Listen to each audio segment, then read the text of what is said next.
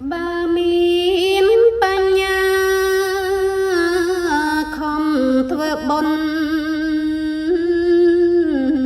សន្សំដើមទុនទៅចំណេញភាវនាសិល5ជាប់ពេញលេញព្រមទៀងបំពេញ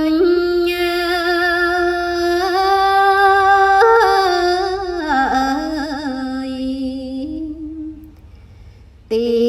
នសុញចរិត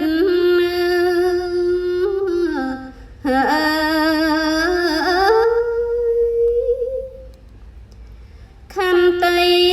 សិលធម៌ល្អអង្គចាជាអលង្ការ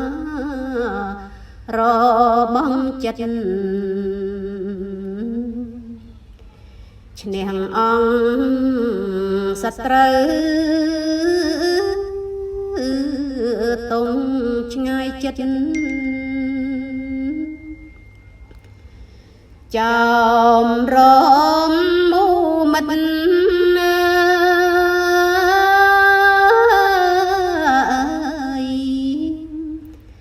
ស្ម័គ្រមេត្រី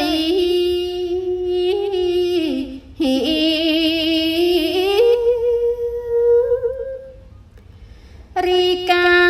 បំរើអង្គព្រះពុទ្ធព្រះធម៌ល្អផុតភពផែនដីទាំងការបំរើព្រះសង្ឃថ្លៃ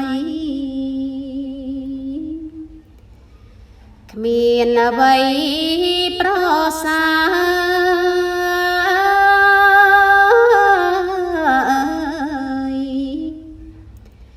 ជាងទៀតទេ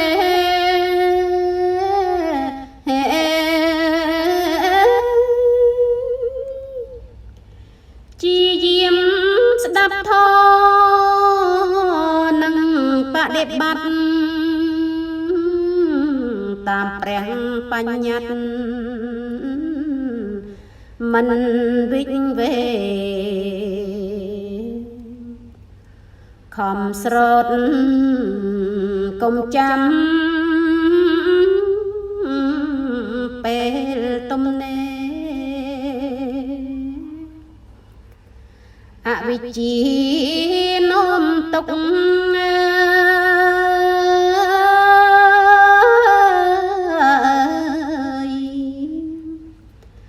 ឲ្យខ្លួន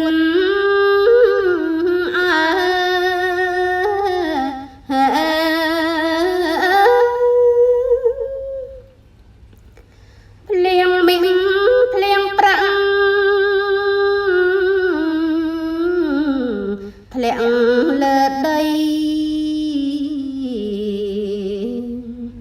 មិនស្មើព្រះអរិយលោកសំដែងស្ដាប់ភ្លៀងព្រះធម៌ល្អចាំងចាងសាប់ព្រំតាំងតា